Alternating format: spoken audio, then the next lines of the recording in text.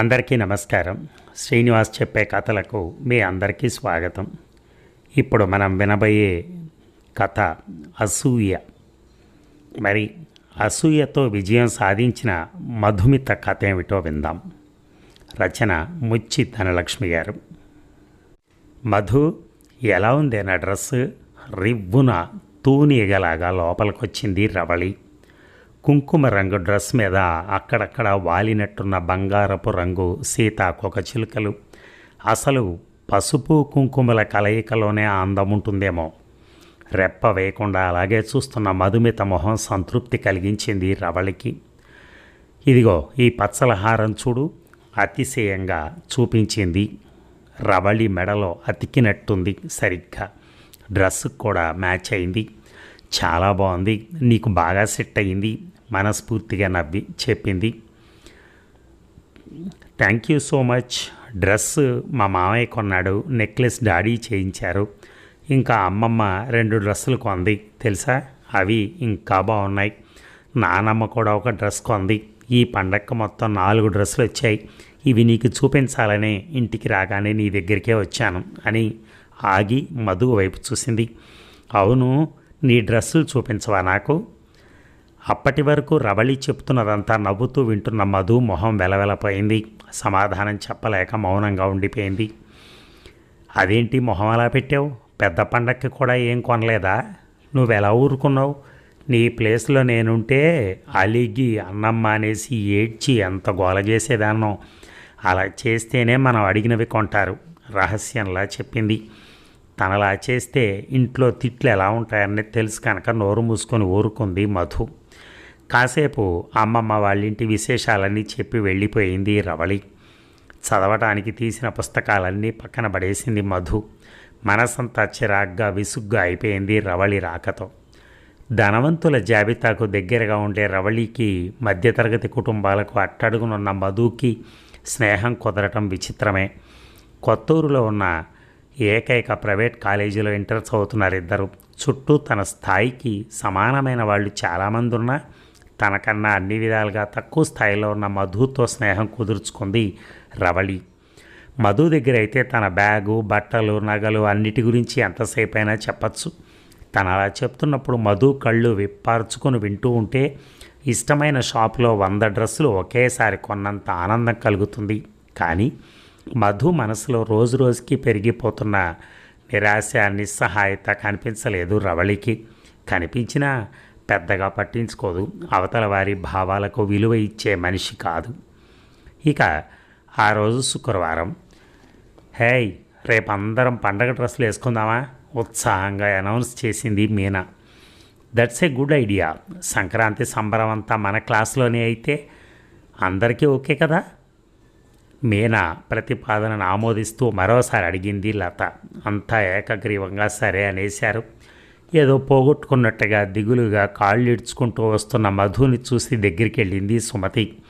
Pre final result ఇచ్చారా? ఇచ్చారమ్మా. మంచి grade రాలేదా? టాపర్ ఎవరు? ఇంకెవరు, రవళినే. టాప్ 5లో కూడా లేను. మధు కళ్ళల్లోకి నీళ్ళు వచ్చేశాయి. పోనీలే, బాగా కష్టపడి ఫైనల్లో మంచి మార్కులు తెచ్చుకుంది కానీ అని ఓదార్చింది కూతుర్ని. అది కాదమ్మా, రేపు శనివారం కదా, అందరం కొత్త డ్రెస్సులు వేసుకునే వెళ్ళాలి. పాతవి వేసుకుంటే నన్ను చూసి నవ్వుతారు. ఈసారి ఏం చెప్పి ఓదార్చాలో తెలియలేదు సుమతికి. మళ్ళీ పండక్కి వాళ్ళందరికన్నా మంచి డ్రెస్ కొంటాను కదమ్మా అంటూ లోపలికి వచ్చాడు మోహన్. మళ్ళీ సంవత్సరం నేను ఆ కాలేజీలో ఉండను కదా, ఈ క్షణం గడిచిపోవటానికి ఏదో ఒకటి చెప్పకండి అని కోపంగా అరిచేసి బుక్స్ తీసుకుని మేడ మీదకి వెళ్ళింది. కూతురికి బంగారు నగలు ఎలాగూ కొనలేను, కనీసం ఈ చిన్న సరదా కూడా తీర్చలేకపోయాను అని నిట్టూర్చి ఊరుకున్నాడు మోహన్. ఇక నీలాకాశం వంక శూన్యంలోకి చూస్తూ ఉండిపోయింది మధు చాలాసేపు.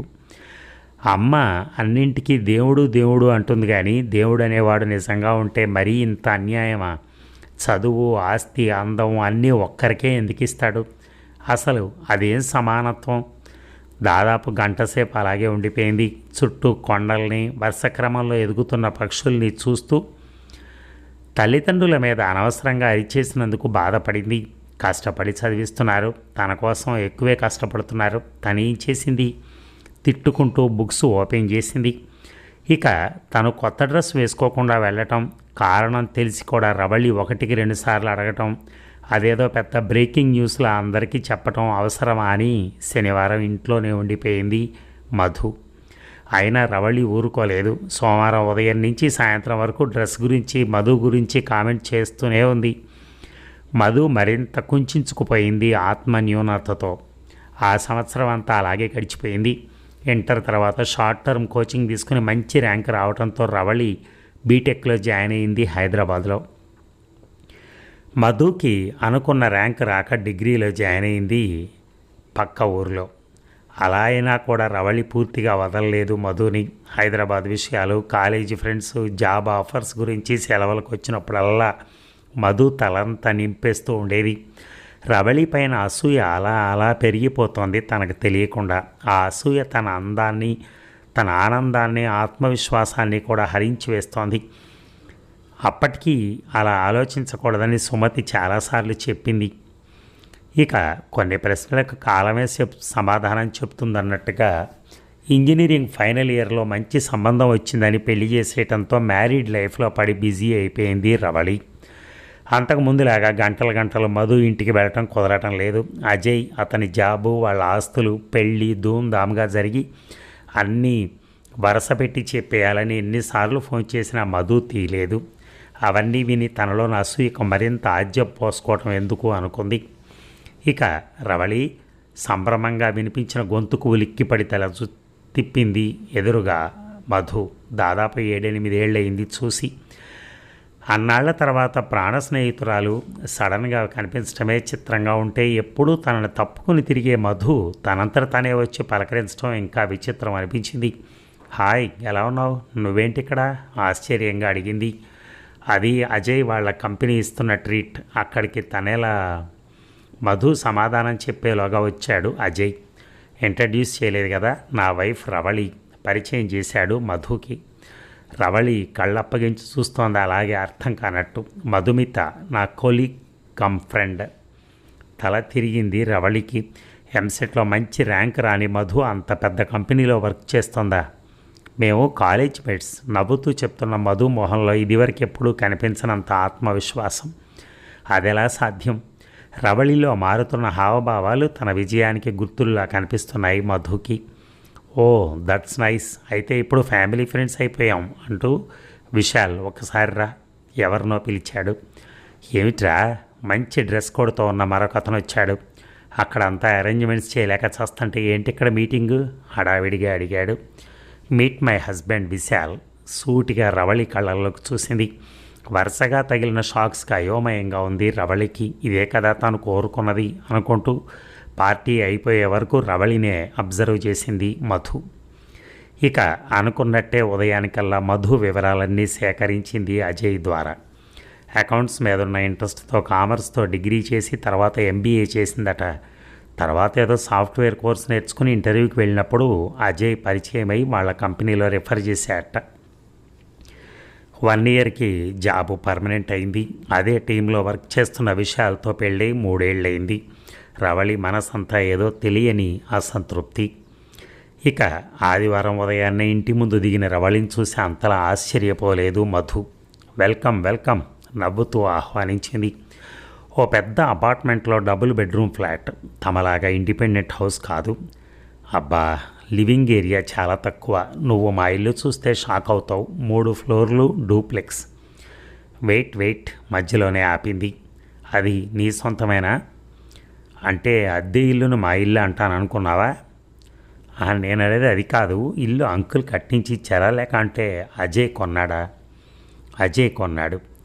మరి అప్పుడు పూర్తిగా నీది ఎలా అవుతుంది? ఇది నా ఇల్లు. నేను విశాల్ జాయింట్ లోన్ పెట్టి తీసుకున్నాం. మొదలైంది ఆ వాదన అంటూ బెడ్రూమ్లోంచి బయటకు వచ్చింది సుమతి. బాగున్నారా ఆంటీ? పలకరించింది రవళి. నేనేం మొదలు పెట్టలేదమ్మా, అదే రాగానే స్టార్ట్ చేసింది. చిన్నప్పటి నుంచి అలవాటైపోయింది కదా. కళ్ళు ఎగరేసి నవ్వింది.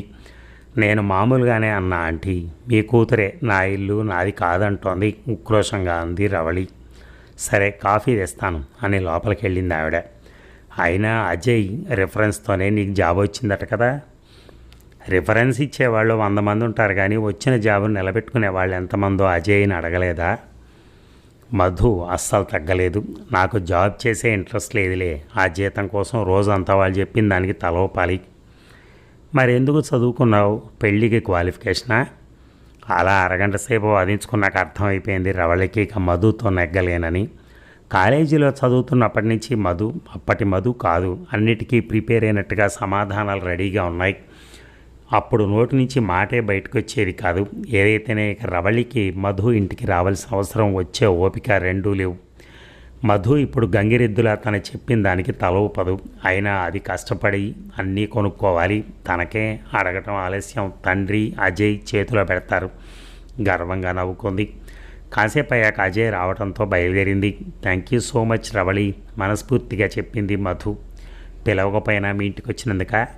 కాదు, నువ్వు ప్రతిసారి నన్ను మా కుటుంబ స్థాయిని నీతో పోల్చి తక్కువ చేసినందుకే నాలో అసూయ పెరిగింది. ఏదో చేయాలన్న కోపం కసి ఎక్కువయ్యాయి. లేకుంటే యావరేజ్ స్టూడెంట్గా ఉన్న నేను ఇంత సాధించగలిగేదన్నా? అంటే అసూయతో సాధించావా? అవును. మా అమ్మా నాన్నల కన్నా నీ మాటలే నన్ను ఎక్కువ ప్రోత్సహించాయి. నిన్ను తలుచుకున్నప్పుడల్లా రెట్టింపు కష్టపడ్డాను. రవళి మైండ్ బ్లాంక్ అయింది. అసూయతో ఇంత చేసిందా? మరేం మాట్లాడకుండా కారెక్కేసింది. ఇంకా చాలు మధు అంది సుమతి. ఈ అసూయ ఈర్ష మనిషిని పతనం చేస్తాయి. తను ఏదో చేసింది, నువ్వు రిటర్న్ చేసేసావు, ఇక వదిలేయి అని హెచ్చరించింది. తను జాబ్ చేయటం లేదని, సంపాదన లేదని తక్కువ చేయకు. లేదమ్మా, ప్రశాంతంగా నవ్వింది మధుమతి. తనను తక్కువ చేయాలని నాకెప్పుడూ లేదు. నేను నీతో సమానమని మాత్రమే చూపించాలనుకున్నాను. తను తన కుటుంబం తప్ప మిగిలిన వాళ్ళందరూ అధములు అన్న భావన వదిలేయాలని అలా మాట్లాడాను. ఎవరినైనా తక్కువ చేసి బాధ పెట్టే హక్కు లేదుగా తనకి. అయితే నీ సక్సెస్ కారణం మేమెవరం కాదు, రవళి అన్నమాట. అది మాత్రం నిజం అని నవ్వుకుంటూ తల్లి భుజాల చుట్టూ చేతులేసి లోపలికి నడిచింది. అదండి, నిజంగా ఈ కథలో చెప్పినట్టుగా పక్కాగా చాలామంది ఇలాగే కొంతమంది మాటలతో హింసిస్తూ ఉంటారు. అప్పుడు ఏమనిపిస్తుందంటే వాళ్ళ మీద మనం విజయం సాధించాలి అనిపిస్తుంది. ఆ పట్టుదల వలన చాలామంది జీవితాలు బాగుపడ్డాయి నేను చూసిన వాళ్ళలో. అలాగే ఈ అమ్మాయి కూడా. Very good story. అండ్ ఒకళ్ళని మనం ఆదర్శంగా తీసుకోవటం కంటే వాళ్ళ జీవితాన్ని ఒక గుణపాఠంగా మనం మార్చుకుని మనమే దానికి అడ్డుకట్ట వేసుకుని మనలో అటువంటి భావాలు రేకెత్తకుండా చూసుకుంటే ఎంతో హాయిగా ఉంటుంది. Thank you.